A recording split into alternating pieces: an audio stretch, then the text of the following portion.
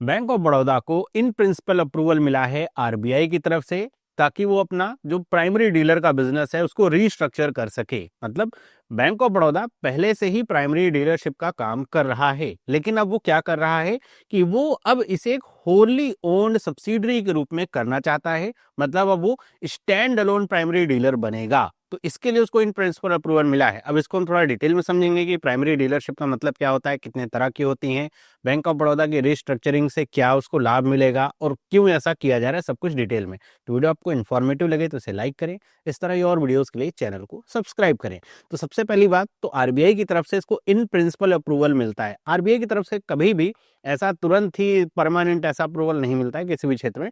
In principle approval दिया जाता है, जिसमें होता क्या है कि आरबीआई की कुछ तय नियम कानून और शर्तें होती हैं, जो अगर टाइम होता है हर एक चीज के लिए, कि जैसे अगर बैंक का लाइसेंस है तो 18 महीने का, तो उसमें ये आरबीआई की तरफ से टारगेट दिए जाते हैं कि ऐसा ऐसा अचीव करना है। उसके बाद फिर जाकर के उसको फाइनल जो लाइसेंस है वो प्राप्त होता है। वैसे ही यहाँ पर भी इन प्रिंसिपल जो अप्रूवल मिला है कि वो अब जो पहले वो बैंक पीडी की तरह काम कर रहे थे, बैंक के प्राइमरी डीलर्स की तरह, अब वो स्टैंड अलोन जो है प्राइमरी डीलर की तरह काम करेंगे। तो ये आता है इसमें मेजर शिफ्ट। मतलब ऐसा नहीं है कि बैंक ऑफ बड़ौदा पहले पीडी का काम नहीं करता था अब करेगा, पहले भी करता था, लेकिन पहले वो क्या था कि वो बैंक ऑफ बड़ौदा की एक डिपार्टमेंट हुआ करता था। मतलब ऐसे समझिए बैंक ऑफ बड़ौदा है उसी का एक डिपार्टमेंट है प्राइमरी डीलरशिप का जो काम कर रहा है। लेकिन अब ये क्या करेंगे कि अब इसे एक डिपार्टमेंट नहीं बल्कि बैंक ऑफ बड़ौदा ये अपना अलग होगा, और इसका जो प्राइमरी डीलरशिप का बिजनेस है वो एकदम अलग एंटिटी की तरह काम करेगा, इसी के जो है होली ओन सब्सिडरी के रूप में। तो ये अब होने वाला है। और ये जो स्टैंड अलोन प्राइमरी डीलरशिप होते हैं, अब मतलब ये अलग मिल रहेगा, ऐसा नहीं होगा बैंक ऑफ बड़ौदा ये आपका सेम ही है, प्राइमरी डीलरशिप सेम है, आप यहाँ पे काम करें यहाँ पे काम करें सेम सेम रहेगा, नहीं। अब वो दोनों एक अलग अलग कह सकते हैं एंटिटी की तरह वो काम करेंगे। लेकिन यहाँ पर अब आपको ये भी समझना होगा कि जैसे पहले एक डिपार्टमेंट की तरह काम करता था, तो इसके लिए रूल्स और रेगुलेशन जो थे बैंक के लागू हो रहे थे। प्राइमरी डीलरशिप की जब अलग एक स्टैंड अलोन प्राइमरी डीलरशिप बनेगा, तो उसके लिए अब इस जो एसपीडी के रूल्स रेगुलेशन या रेगुलेटरी जो कंप्लाइंसेस हैं वो अब पूरे करने होंगे। मतलब आरबीआई के जो अलग होते हैं कि जो स्टैंड अलोन प्राइमरी डीलर हैं या वो एनबीएफसी की तरह काम करेंगे, तो उनके लिए रूल्स और रेगुलेशन अलग होते हैं, वो उसको फॉलो करने पड़ेंगे। तो पूरी तरीके से यहाँ पे इसमें रूल्स और रेगुलेशन और रेगुलेटरी कंप्लाइंसेस वगैरह में भी चेंज होगा। आगे अगर हम बात करें कि प्राइमरी डीलर का मतलब क्या है, तो प्राइमरी डीलर का मतलब ये होता है कि ये एक ऐसी एंटिटी होती हैं जो कि आरबीआई के द्वारा ऑथराइज होती हैं क्या करने के लिए, जो गवर्नमेंट सिक्योरिटीज हैं उनको बाय और सेल करने के लिए directly from the central bank. देखिए होता क्या है कि लेट से गवर्नमेंट को 50,000 करोड़ रुपए चाहिए, 50,000 करोड़ रुपए चाहिए, और ऐसे में गवर्नमेंट जो है इसे मार्केट से उधार लेना चाहती है। तो ऐसा नहीं करेगी गवर्नमेंट कि हमको पैसा चाहिए हम क्यूआर कोड देते हैं सब दे दो, नहीं। गवर्नमेंट जो है संपर्क करेगी किसको, आरबीआई को। क्यों? क्योंकि आरबीआई गवर्नमेंट का बैंक है और ये कहेगी कि हमें इतना पैसा चाहिए मार्केट से। तो ऐसे में आरबीआई क्या कहेगा कि आपके नाम पे हम बॉन्ड छापेंगे, जिसको हम क्या कहेंगे, गवर्नमेंट सिक्योरिटी। मैं बहुत ही आसान शब्दों में इसको समझा रहा हूं ताकि सबको समझ में आ जाए। बहुत ज्यादा टेक्निकल आप नो हाउ में मत जाइएगा कि ये नहीं ऐसा नहीं, एकदम आसान शब्दों में। तो इसमें है क्या कि आरबीआई क्या कहेगा कि गवर्नमेंट से कि हम आपके नाम पे बॉन्ड छाप देते हैं 50,000 करोड़ के, और इसको हम मार्केट में बेच देंगे और उससे जो पैसा मिलेगा वो हम आपको दे देंगे। सिंपल सी बात है। उसकी कुछ शर्तें होती हैं कि जो इस बॉन्ड को खरीदेगा इतना % इंटरेस्ट मिलेगा, वो सारी चीजें रहेंगी। तो ऐसे में ये जो आरबीआई है ये इस बात को इंश्योर करता है कि ये जो 50,000 करोड़ रुपए की बोरोइंग है ये पूरी हो जाए। ऐसा ना हो कि आरबीआई के हम 50,000 करोड़ के बॉन्ड बेचने जा रहे हैं और जब बेचने बैठे तो इसमें केवल 30,000 करोड़ रुपए के बॉन्ड ही बिके। ऐसे में होगा क्या, शॉर्टफॉल हो जाएगा बोरोइंग में। तो ये ना हो, तो इसके लिए आरबीआई क्या करता है कि इस तरह के जो प्राइमरी डीलर्स होते हैं उनसे पहले ही टाई अप कर लेता है, और वो टाई अप ये कहता है कि अगर ये पैसे जो हम बॉन्ड बेचने जा रहे हैं अगर ये नहीं बिके, तो ये जो भी रेस्ट अमाउंट होगा, जैसे 20,000 करोड़ रुपए हुआ, तो ये आपके द्वारा इसको खरीदना होगा। तो प्राइमरी डीलर्स का क्या होता है कि ये गवर्नमेंट जो आरबीआई है इससे डायरेक्टली जो गवर्नमेंट सिक्योरिटीज होते हैं वो बाय भी करते हैं और इसको सेल भी करते हैं। मतलब अगर इनके पास गवर्नमेंट सिक्योरिटी, जैसे आरबीआई को ये लगता है कि लिक्विडिटी मार्केट में बहुत ज़्यादा ऐसे हो रही है या लिक्विडिटी कंडीशन कम हो रही है, तो ऐसे में क्या करेगा, लिक्विडिटी इन्फ्यूज़ करने के लिए आरबीआई कहेगा कि आपके पास जो गवर्नमेंट बॉन्ड हैं वो आप हमें सेल कर दो। तो ये गवर्नमेंट बॉन्ड आरबीआई ले लेगा, आरबीआई इनको पैसा दे देगा और ये मार्केट में इस तरीके से लिक्विडिटी इंक्रीज होती है। तो ऐसे लिक्विडिटी को आप कह सकते हैं कि बढ़ाने कम करने के लिए भी इसका इस्तेमाल किया जाता है। तो ये ही इनका रोल होता है, मतलब ये एक मार्केट मेकर की तरह ये काम करते हैं। ये जो भी प्राइमरी मार्केट होता है, प्राइमरी मार्केट वैसे ही समझिए जैसे आप आईफोन खरीदने जाएं एप्पल के स्टोर से, तो प्राइमरी मार्केट है। आपने आईफोन यूज कर लिया फिर उसको किसी और को बेचेंगे तो सेकेंडरी मार्केट होता है। तो प्राइमरी मार्केट मतलब सीधे डायरेक्टली वो खरीद रहे हैं आरबीआई से, जो भी गवर्नमेंट बॉन्ड्स हैं, गवर्नमेंट सिक्योरिटीज हैं, वो तो ये करते हैं। और फिर ऐसा नहीं कि इन्होंने गवर्नमेंट सिक्योरिटी खरीद ली तो इनको होल्ड करके रखना है 10 साल 20 साल 30 साल, नहीं। ये क्या करें, इनको पैसे की जरूरत है, आगे बेच देंगे, है ना। तो आगे जब बेचेंगे तो बेचने के लिए सेकेंडरी मार्केट का प्रयोग करते हैं, वहां पे ये बॉन्डों को बेचते हैं, खरीदते हैं। तो वो दोनों काम ये करते हैं ताकि लिक्विडिटी जो है बनी रहे। किसे बेचेंगे, बैंक्स को, इंश्योरेंस कंपनीज को, इंडिविजुअल्स को। क्यों, बैंक क्यों खरीदेगा भाई, आपको पता होगा ना कि बैंक को सीआरआर और एसएलआर दोनों मेंटेन करना होता है। सीआरआर तो ये बैंक को पूरा का पूरा कैश में मेंटेन करना होता है, लेकिन जो एसएलआर रेशियो है ये इसको जीसैक के रूप में मेंटेन करना होता है। और इसके अलावा भी बैंक को अगर कोई लोन वगैरह चाहिए होता है तो उसके पास गवर्नमेंट सिक्योरिटी होनी चाहिए, उस पर ही लोन मिलता है।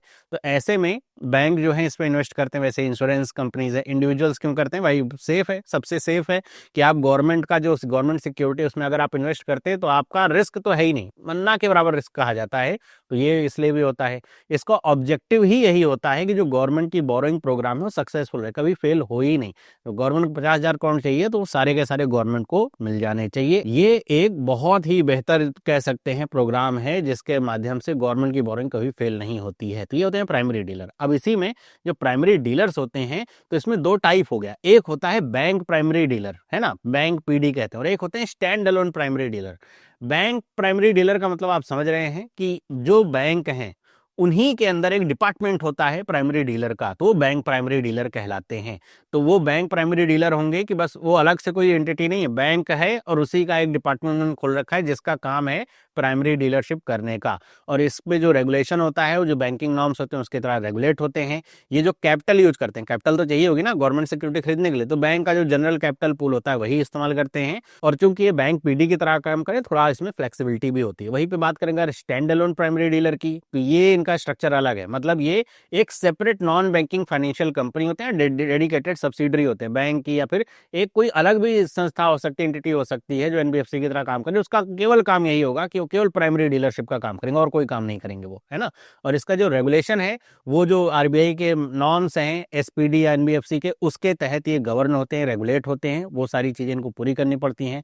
कैपिटल की बात करें तो इनके पास जो है मिनिमम जो नेट ओन्ड फंड है वो 250 करोड़ रुपए का ऐसा होता है फॉर डाइवर्सिफाइड एक्टिविटीज का, वो इनको मेंटेन करके ही रखना होता है। और लेकिन इनकी फ्लेक्सिबिलिटी भी होती है क्योंकि भाई ये अलग से स्टैंड अलोन इसी चीज की एंटिटी ही है, तो ये डाइवर्सिफाई करते हैं अपनी इक्विटी को, अंडर राइटिंग कर सकते हैं, अदर फाइनेंशियल जो सर्विसेज हैं जो विद इन लिमिट्स में होती हैं वो सारे काम कर सकते हैं। मतलब फिर इनका काम ये है कि ये इसी तरह के काम करके पैसे कमाएंगे, है ना, फिर और वो बाकी चीजों से पैसे नहीं कमा सकते। तो इनके पास जो स्कोप होता है कह सकते हैं वो ज्यादा बेहतर होता है इस वाले फील्ड में।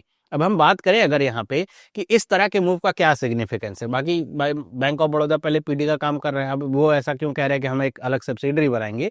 तो सबसे इसका कह सकते हैं एक अलग जो रहता है कि वो ऑपरेशनल फोकस थोड़ा इसमें मेंटेन होता है। मतलब अभी केवल इसमें एक डिपार्टमेंट है पीडी का, अब एक पूरी सब्सिडरी हो जाएगी बैंक की, है ना, और जो काम करेगी पीडी का। तो होगा क्या कि अब उसका जो ये पीडी होगा, अब इसका काम ही यही होगा कि वो गवर्नमेंट सिक्योरिटीज का मार्केट है उसके ऊपर फोकस करेगी।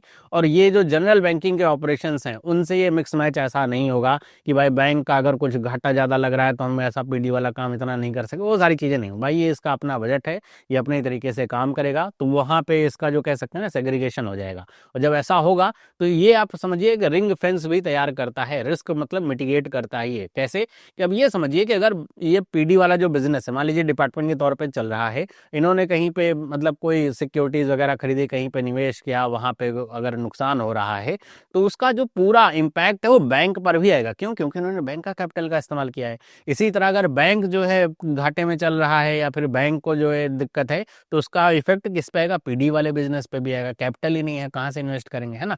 तो अब होगा क्या, जब ये अलग अलग हो जाएंगे तो भाई बैंक का जो मेन जो कह सकते हैं बैलेंस शीट है और इनका जो कह सकते हैं जो बैलेंस शीट होगी वो अपनी अलग अलग है। ये अपना जो बॉन्ड ट्रेडिंग का रिस्क है वो लेंगे और वो जो रिस्क होगा वो केवल इनके ऊपर ही होगा, मतलब जो स्टैंड अलोन पीडी वाला जो इनकी एंटिटी है केवल उसके ऊपर होगा। यहाँ पे होने वाले लॉस का इनके बैंक के ऊपर कोई प्रभाव नहीं पड़ेगा, बैंक की बैलेंस शीट में वो लॉस नहीं निकल के आएगा। तो इसको रिंग फेंस ऐसे कहा जाता है, ये बैंक के टर्म में ऐसे कहा जाता है कि ये दोनों चीजें अलग अलग रहेंगी। वहीं पे एक्सपेंशन भी हो पाएगा, मतलब जब स्टैंड अलोन पीडी की तरह ही ये काम करेगा तो अब ज्यादा फ्लेक्सिबिलिटी होगी, ज्यादा डाइवर्सिफाई कर पाएंगे कैपिटल मार्केट की एक्टिविटीज में कंपेयर टू बैंकिंग डिपार्टमेंट। जब वो डिपार्टमेंट की तरह काम कर रहा है तो उसको सारी चीजें बैंक के जो कह सकते हैं विजन है उसको फॉलो करते हुए चलना पड़ेगा। लेकिन जब ये पीडी की तरह काम कर रहे हैं, जब उनको पता है कि अब हमको काम यही करना है पीडी का, हमारा जो कंपनी है वो पीडी वाला काम ही करेगा, तो फिर वो ज्यादा उसमें घुसेंगे और ज्यादा डाइवर्सिफाई तरीके से उसमें काम कर पाएंगे। तो ये इसके लिए जो बैंक है ये ऐसा करते हैं। वहीं पर अगर अपने इंडिया में बात करें तो स्टैंड अलोन जो पीडीज हैं उनकी संख्या अभी वर्तमान समय में 7 है। अब यहाँ पे जब बीओबी भी आ जाएगा तो वो 8 हो जाएगी संख्या। आप देख सकते हैं कुछ पीडी जैसे ICICI securities, primary dealership, Morgan Stanley है, नौमुरा है, ये मतलब आप देख सकते हैं एसबीआई की भी पीडी है, यहाँ पे पीएनबी गिल्ड्स लिमिटेड है। तो ये जो है ये स्टैंड अलोन पीडीज है, मतलब जैसे ये एसबीआई, आईसीआई या पीएनबी का नाम देख रहे हैं ना, तो ये क्या है बैंक की सब्सिडरीज हैं। एसबीआई की ये सब्सिडरी है, एसबीआई डीएफएचआई जो लिमिटेड है, तो ये इसकी सब्सिडरी के तौर पर ऐसे काम कर रहा है, इसलिए इनको बनाया गया है। वहीं पर अगर हम बात करें मेजर बैंक पीडीएस की, तो इनमें जो 14-15 जो एंटिटीज हैं वो आती हैं। इसमें public sector bank, private sector bank और कुछ फॉरेन बैंक्स को भी देख सकते हैं। यहाँ पे जैसे बैंक ऑफ बड़ौदा दिख रहा है, आने वाले समय में यहाँ से ये हट जाएगा और यहाँ पे ये ऐड हो जाएगा, तो ये ऐसे काम करते हैं। तो ये इस तरीके से काम होता है। इसमें जो बैंक वाली पीडीज है ना, इनकी संख्या कम ज्यादा होती रहती है, क्योंकि बैंक्स में मर्जर वगैरह होते रहते हैं। जैसे सिटी बैंक जहाँ आकर के एक्सेस में मिल गया है ना, तो फिर वो सारी चीजें होती रही, तो नंबर ऐसे घटता बढ़ता रहता है। एक आपको आइडिया लग जाएगा कि हमारे देश में कितनी स्टैंड अलोन पीडीज और कितनी बैंक पीडीज काम कर रही हैं। आगे हम बात करें यहाँ पे बैंक ऑफ बड़ौदा के बारे में, तो इसका हेडक्वार्टर वडोदरा गुजरात में है और इसका एक कॉर्पोरेट सेंटर मुंबई में भी है। इसके एमडी सीईओ हैं देवदत्त चंद। अब वर्तमान समय में टैगलाइन इसकी है इंडियाज इंटरनेशनल बैंक, और ये पब्लिक सेक्टर का बैंक, मतलब सरकारी बैंक ही है। तो ये थी पूरी इन्फॉर्मेशन। बाकी आपका क्या इस पे ओपिनियन है मुझे आप कमेंट करके जरूर बताइएगा। वीडियो इन्फॉर्मेटिव लगी है तो आप इसको लाइक करिए, इस तरह की और वीडियोस के लिए चैनल को सब्सक्राइब करिए। बाकी आप हमारे टेलीग्राम चैनल और इंस्टाग्राम पे हमें फॉलो करना बिल्कुल भी ना भूलें। मिलते हैं अगली वीडियो में, सभी लोगों को बाय।